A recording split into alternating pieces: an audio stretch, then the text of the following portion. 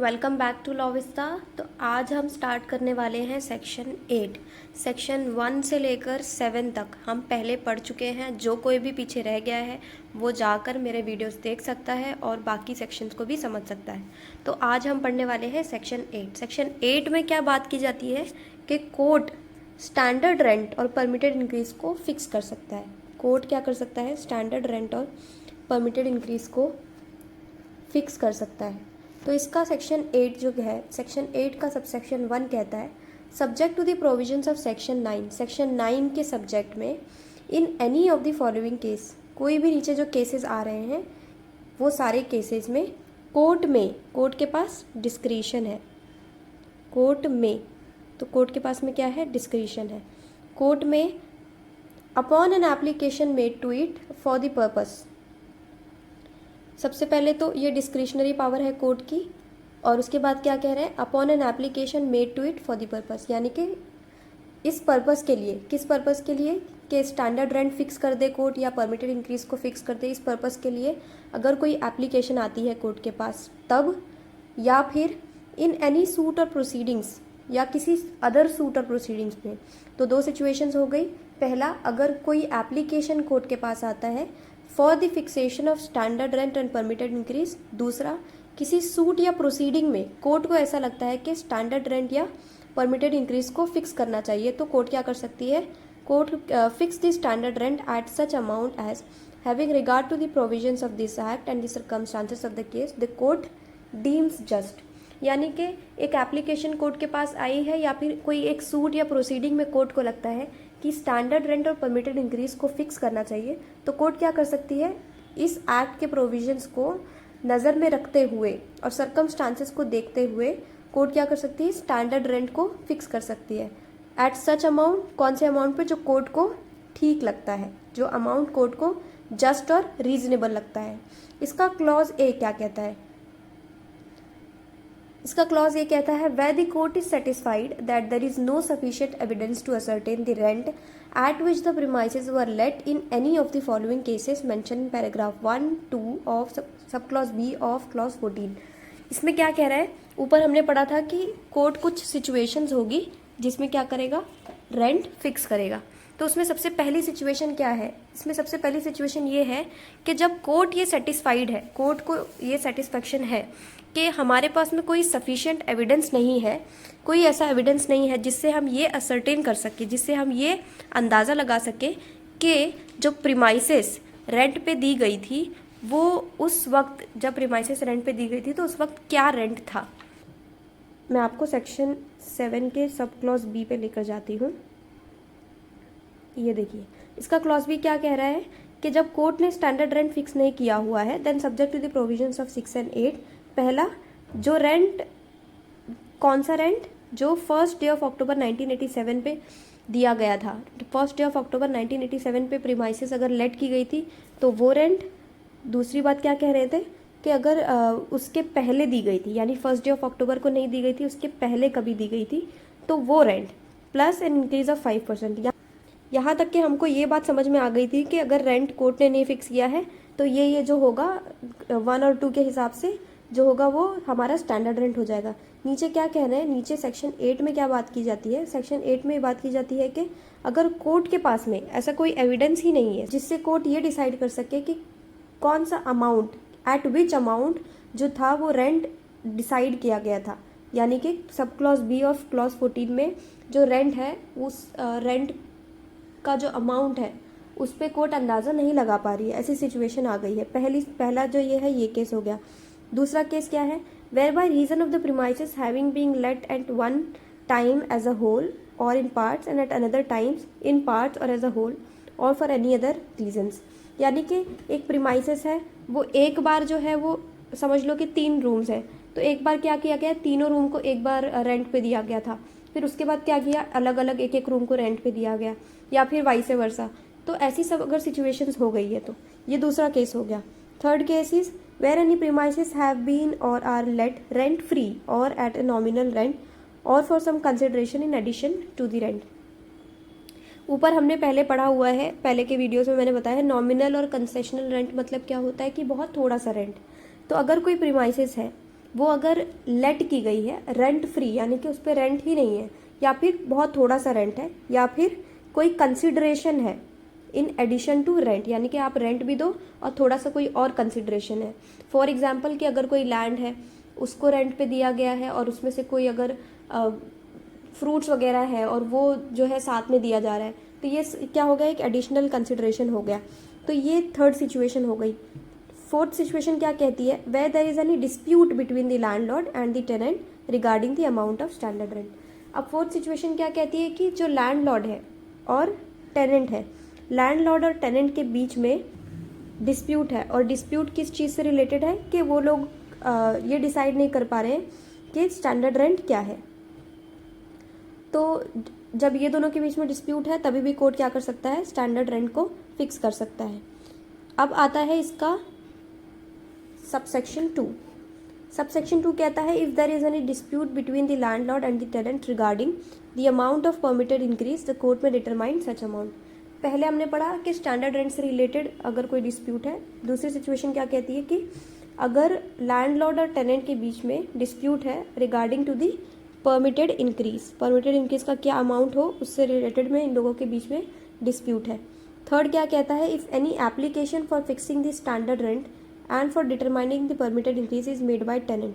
यहाँ से जो बात हो रही है ना वो टेनेंट से रिलेटेड बात हो रही है। ये क्या कहता है कि अगर जो एप्लीकेशन है, एप्लीकेशन कौन सा, for fixing the standard rent or for determining the permitted increase, अगर जो एप्लीकेशन है वो एप्लीकेशन किसने लगाई है, टेनेंट ने लगाई है। किस लिए लगाई है, स्टैंडर्ड रेंट फिक्स करने के लिए या फिर परमिटेड इंक्रीज को फिक्स करने के लिए। तब क्या होगा, इसमें जो ए पॉइंट है वो क्या कह रहा है, कोर्ट क्या करेगी, स्पेसिफाई करेगी अमाउंट ऑफ रेंट या परमिटेड इंक्रीज का। कोर्ट एक अमाउंट स्पेसिफाई करेगी और जो अमाउंट क्या होगा, स्टैंडर्ड रेंट या परमिटेड इंक्रीज का, जो क्या किया जाएगा वो डिपॉजिट किया जाएगा कोर्ट में, किसके थ्रू, टेनेंट के थ्रू। कोर्ट क्या कर रही है, एक अमाउंट स्पेसिफाई कर रही है और टेनेंट क्या करेगा, उस अमाउंट को कोर्ट में डिपॉजिट करेगा।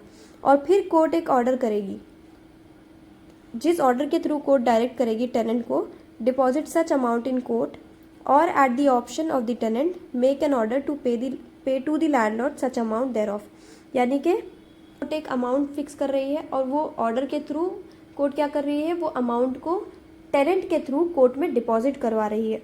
और at the option of the tenant, अगर टेनेंट ये डिसाइड करता है कि मैं जो ये पेमेंट है तो वो मैं पेमेंट लैंडलॉर्ड को देना चाहता हूँ, तो make an order to pay to the landlord such amount thereof as the court may specify. तो कोर्ट जो अमाउंट स्पेसिफाई करेगी वो टेनेंट क्या करेगा, लैंडलॉर्ड को दे देगा।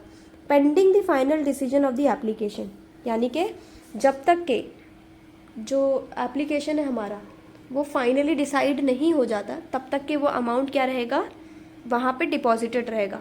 ये काइंड ऑफ जैसे श्योरिटी होती है या फिर हम पहले security as a security deposit कर देते हैं, वैसा ये पॉइंट बात कर रहा है कि कोर्ट ने क्या किया, पहले एक स्पेसिफाई कर दिया है अमाउंट और वो डिपॉजिट करवा लिया है कोर्ट में।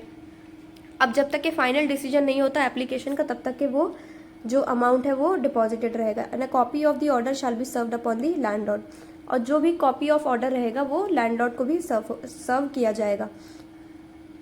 इसके बाद आता है बी पॉइंट। बी पॉइंट क्या कहता है, out of any amount deposited in the court under clause A. Clause A में हमने क्या पढ़ा है कि एक अमाउंट कोर्ट ने स्पेसिफाई किया जो कि टेनेंट ने क्या करना है, कोर्ट में डिपॉजिट करना है। अब उस अमाउंट में से कोर्ट क्या कर सकती है, कोर्ट ऑर्डर दे सकती है for the payment of such reasonable sum to the landlord towards the payment of the rent or increase due to him as it thinks fit. Court को लगता है कि लैंडलॉर्ड के पास में कुछ पेमेंट ड्यू है, मतलब लैंडलॉर्ड को कुछ पेमेंट देने का है।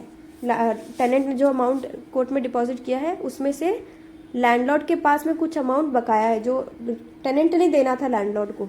तो कोर्ट क्या करेगी, ऑर्डर करेगी ऐसा कि जो भी अमाउंट डिपॉजिटेड है उसमें से जो रीजनेबल सम है वो आप क्या करो, लैंडलॉर्ड को दे दो। किस लिए, for the payment of rent, rent के पेमेंट के लिए, और increase due to him as it thinks fit. Third point क्या कहता है कि कोर्ट ने जो अमाउंट डिसाइड किया है डिपॉजिट करने के लिए कोर्ट में, और as the case may be to pay to such amount thereof to the landlord, यानी कि कोर्ट ने डिसाइड किया कि आप ये अमाउंट जो है वो कोर्ट में पे कर दो या फिर ये लैंडलॉर्ड को दे दो। ऐसी दोनों ही सिचुएशन में अगर जो टेनेंट है वो फेल कर जाता है to deposit such amount, tenant ने वो अमाउंट कोर्ट में डिपॉजिट नहीं किया या फिर वो लैंडलॉर्ड को नहीं दिया, तब क्या होगा, उसका जो एप्लीकेशन है, कौन सा एप्लीकेशन, कि कोर्ट में डिसाइड द स्टैंडर्ड रेंट और परमिटेड इंक्रीज, वो एप्लीकेशन क्या हो जाएगा, डिसमिस हो जाएगा। इसके बाद आता है सबसेक्शन 4। सबसेक्शन 4 कहता है where at any stage of a suit for recovery of rent. अब कौन से सूट की बात हो रही है, एक सूट फाइल किया गया है रिकवरी ऑफ रेंट के लिए, तो ये बेसिकली कौन फाइल करेगा, लैंडलॉर्ड। लैंडलॉर्ड फाइल करता है suit for recovery of rent, यानी कि रेंट टेनेंट के पास में बाकी है और उसकी रिकवरी के लिए एक सूट फाइल किया गया है, वेदर विथ और without the claim for possession of the premises, या भले ही उस सूट में लैंडलॉर्ड ने पोजेशन के लिए क्लेम किया हो या नहीं किया हो। Court is satisfied that the rent is excessive. अब कोर्ट को ऐसा लगता है कि जो रेंट है वो रेंट ज़्यादा है और स्टैंडर्ड रेंट जो है वो फिक्स होना चाहिए। कोर्ट में, जहाँ पे मे वर्ड यूज़ होता है इसका मतलब होता है कि कोर्ट के पास डिस्क्रिशन है। The court may and in any other case if it appears to the court that it is just and proper to make such an order. Court क्या करेगी, ऑर्डर करेगी। लेकिन और कोई सिचुएशन में कोर्ट को लगता है कि जस्ट और प्रॉपर है, यानी एक फॉर द सिचुएशन ये ठीक रहेगा कि स्टैंडर्ड रेंट को फिक्स कर दिया जाना चाहिए, तो कोर्ट क्या करेगी, ऐसा ऑर्डर पास करेगी। The court may make an order directing the tenant to deposit in the court forthwith such amount of the rent as the court considers to be reasonable. Court direct करेगी tenant को कि जो amount है वो amount आप court में deposit कर दो। वो अमाउंट कौन सा है, वो अमाउंट है रेंट का अमाउंट। तो कोर्ट बोलेगी कि आप ये जो अमाउंट है वो आप कोर्ट में डिपॉजिट कर दो, क्योंकि वो क्या है, ड्यू है किसको, लैंडलॉर्ड को। At the option of the tenant, यानी कि टेनेंट के ऑप्शन पे, टेनेंट अगर ये चूज़ करता है कि मैं ये लैंडलॉर्ड को दे दूंगा, तो कोर्ट डायरेक्ट करेगी कि आप ये अमाउंट है जो वो लैंडलॉर्ड को दे दो as the court may specify. का सब क्लॉज बी कहता है the court may further make an order directing the tenant to deposit in court periodically such amount as it considers proper as interim standard rent or at the option of the tenant, an order to pay to the landlord such amount thereof as the court may specify during the pendency of the suit। इसमें क्या कह रहे हैं कि court आगे भी एक order कर सकती है कि आप पीरियोडिकली, यानी कि कुछ कुछ पीरियड्स पे आप क्या करोगे, एक अमाउंट जो है वो डिपॉजिट करोगे, और वो अमाउंट कौन सा होगा, इंटरिम स्टैंडर्ड रेंट होगा। कौन सा अमाउंट होगा, इंटरिम स्टैंडर्ड रेंट। और अगर टेनेंट ने चूज़ किया है तो वो लैंडलॉर्ड को भी दे सकता है during the pendency of the suit. जब तक सूट पेंडिंग रहता है तब तक के क्या किया जाएगा, इंटरिम स्टैंडर्ड रेंट पे किया जाएगा, किसके थ्रू, बाय द टेनेंट। इसके बाद में सी पॉइंट क्या कहता है, सी कहता है the court may also direct if the tenant fails to comply with any of the order made as aforesaid. अब कोर्ट ने कोई भी ऑर्डर किया है जो हमने ऊपर पढ़ा है, वो सब में से कोई भी ऑर्डर जो है वो टेनेंट कंप्लाई नहीं कर पाता और फेल हो जाता है कंप्लाई करने के लिए कोर्ट के ऑर्डर्स को, तब क्या होगा, within such time as may be allowed by it. Court ने क्या किया है, एक टाइम लिमिट स्पेसिफाई करके एक ऑर्डर पास किया और टेनेंट क्या कर गया, फेल कर गया ऑर्डर को कंप्लाई करने से। फिर क्या होगा, he shall not be entitled to appear in or defend the suit except with the leave of the court. Allowed नहीं होगा उसके बाद कि वो अपीयर हो सके और सूट को डिफेंड कर सके, except with the leave of court, यानी कि फिर उसके बाद अगर वो कोर्ट की परमिशन लेता है तो कोर्ट क्या कर सकती है, परमिशन ग्रांट कर सकती है। Which leave may be granted subject to such terms and conditions as the court may specify. लेकिन जो लीव होगी, जो कोर्ट अगर एक्सेप्ट कर लेती है कि आप अब सूट जो है वो आप डिफेंड कर सकते हो, तो वो जो है होगी वो कौन सी कंडीशन पे होगी, जो टर्म्स और कंडीशन कोर्ट क्या करेगी, स्पेसिफाई करेगी। इसके बाद आता है सबसेक्शन 5। सबसेक्शन 5 कहता है no appeal shall lie from any order of the court under subsection 3 और 4। सबसेक्शन 3 और 4 में कोई भी ऑर्डर होता है, उस ऑर्डर के अगेंस्ट में कोई भी अपील लाई नहीं करेगी। सबसेक्शन 5 क्लियरली कहता है कि कोई भी अपील यहाँ पर नहीं आएगी। सबसेक्शन 6 कहता है an application under this section may be made jointly by all or any of the tenants. या जो एप्लीकेशन लगाई जा रही है वो एप्लीकेशन जॉइंटली भी लगाई जा सकती है या फिर एज ए सिंगल टेनेंट भी अप्लाई कर सकता है कोई एक टेनेंट। यानी कि ऊपर जो एप्लीकेशन फाइल की जा रही थी बाय द टेनेंट, कि आप कोर्ट को डायरेक्शन दे रहे हो, कोर्ट से ये डिमांड कर रहे हो कि कोर्ट स्पेसिफाई कर दे स्टैंडर्ड रेंट और परमिटेड इंक्रीज, तो वो जो एप्लीकेशन है वो जॉइंटली टेनेंट भी लगा सकते हैं, अगर 3-4 टेनेंट्स हैं तो 3-4 टेनेंट साथ में वो एप्लीकेशन लगा सकते हैं, या फिर अलग अलग भी लगा सकते हैं। Interested in respect of the premises situated in the same building, यानी कि सेम बिल्डिंग में प्रीमाइसेस है तो वो टेनेंट्स क्या कर सकते हैं, साथ में भी लगा सकते हैं और अलग अलग भी एप्लीकेशन लगा सकते हैं। ये हो गया हमारा सेक्शन 8 कंप्लीट। आई होप ये समझ में आया होगा, ये इजी ही था सेक्शन 8, इतना कोई डिफ़िकल्ट नहीं था।